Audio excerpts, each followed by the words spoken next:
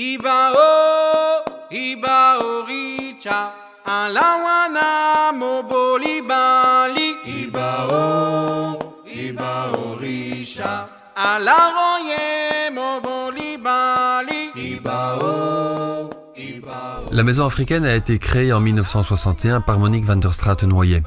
L'objectif de la maison a toujours été l'accueil et l'hébergement des étudiants africains depuis 1961, donc depuis plus ou moins 50 ans. À côté de cet accueil et de cet hébergement, il y a différents projets périphériques qui se sont développés au cours des années.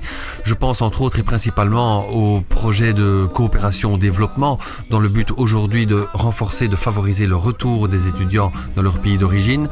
Je pense aussi aux projets de sensibilisation culturelle. L'idée du projet est de favoriser la relation culturelle et la sensibilisation en relation nord-sud, et je pense principalement au projet d'intégration sociale. Il y a clairement à la Maison africaine une volonté de favoriser l'intégration sociale des étudiants sur le terreau bruxellois et sur le terreau ixellois en particulier, pour leur permettre de parcourir les études dans le meilleur confort possible et leur permettre d'arriver au terme de leurs études le plus rapidement possible et de rentrer enfin au pays. La boucle est bouclée de cette manière. Je pense qu'à côté de l'aspect logement, il faut garder, voire développer cet aspect accueil des étudiants. C'est fondamental que les étudiants qui arrivent pour la première fois en Belgique se sentent bien en Belgique dès qu'ils arrivent, dès qu'ils mettent le premier pied sur le territoire. Et le fait que quand ils arrivent à la maison africaine, on leur explique comment faire les démarches administratives, on leur explique comment s'inscrire à la commune, comment ouvrir éventuellement un compte en banque, comment se déplacer facilement dans la ville, participe à leur bien-être dès le début. Comme les étudiants sont là pour des courtes périodes, il est nécessaire qu'ils soient relativement rapidement bien intégrés dans la société et clairement dans la maison et dans le quartier. Donc cet aspect accueil des étudiants doit être valorisé si on veut ne pas faire du logement, excusez-moi le terme, du logement primaire. Nous essayons d'abord d'accueillir ces personnes qui pour la première fois arrivent dans notre pays avec le sourire, et nous essayons aussi de leur faciliter les premières journées passées dans le pays, notamment en faisant les démarches à la commune, en leur fournissant un peu de vêtements chauds et de vaisselle, en attendant qu'ils puissent faire ces achats eux-mêmes. Le logement à Bruxelles pour les étudiants, globalement, est problématique et il l'est de plus en plus. Alors, on imagine volontiers que pour un étudiant africain, peu importe où ce soit, Nord, Afrique du Nord, Afrique de l'Est, de l'Ouest ou Kinshasa qu'on connaît mieux en Belgique, que l'arrivée à Bruxelles et la recherche d'un logement est la plus grande priorité et elle est difficile. Elle est difficile d'abord pour des raisons économiques, parce que le logement sur Bruxelles, la location devient de plus en plus chère, et il est difficile pour des raisons culturelles. De plus en plus d'étudiants ont des difficultés pour trouver un logement dans le secteur privé, qui est un gouffre culturel ou autre, peu importe la raison, peu importe les responsabilités, ça devient de plus en plus difficile pour un Africain, mais je pense aussi pour un Sud-Américain ou je pense aussi pour un Asiatique de trouver un logement confortable ici à Bruxelles. Ici à la Maison africaine, on offre des logements à très bon rapport qualité-prix, en plein centre de Bruxelles, tout près des universités, donc il y a vraiment un atout, un vrai avantage à loger à la Maison africaine pour les étudiants qui se retrouvent dans une maison qui est 100% africaine, mais qui est ouverte au quartier, qui est ouverte à la ville et donc qui n'est pas du tout un ghetto. La Maison africaine possède 80 chambres et un taux élevé d'occupation, et cela représente beaucoup de travail au niveau de la maintenance, vu qu'il y a pas mal de départs chaque année et pas mal d'arrivées. Et à chaque départ et à chaque arrivée, on ne manque pas de problèmes dans le bâtiment. Le service social de la Maison africaine sert de courroie de transmission entre des étudiants, finalistes ou étudiants d'avant-dernière année et des organismes qui délivrent des subsides, tels que le service pour étudiants et stagiaires étrangers et le comité national d'accueil.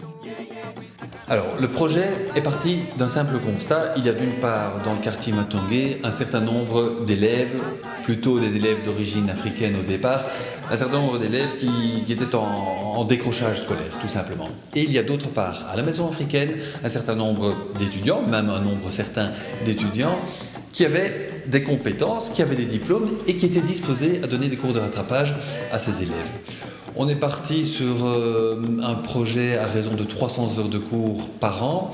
Aujourd'hui, le projet consiste en un peu plus de 1300 heures de cours qui sont données non pas exclusivement à des élèves d'origine africaine, mais il y a des élèves de toute nationalité qui viennent. Et donc la maison africaine, c'est vraiment ouverte au quartier et c'est vraiment ouverte au caractère international de Bruxelles. On a des Africains, c'est sûr, mais on a aussi des Belges, des Espagnols, des Asiatiques, etc., etc. Et donc ça, c'est une vraie richesse pour le projet, une vraie richesse pour la maison africaine. Et alors, ce qui est très intéressant, c'est qu'on était parti aussi sur une collaboration avec 3 écoles. Aujourd'hui, on collabore avec 25 écoles. Et il y a des écoles qui sont à 30 km de la maison africaine, enfin des élèves d'écoles qui sont à 30 km. Et l'intérêt dans ce projet est que ce sont des cours particuliers qui sont donnés à des enfants qui, en principe, n'auraient pas accès à des cours particuliers, vu que le prix est relativement bas, lié au soutien de la commune d'Ixelles, au soutien financier de la commune sur ce projet.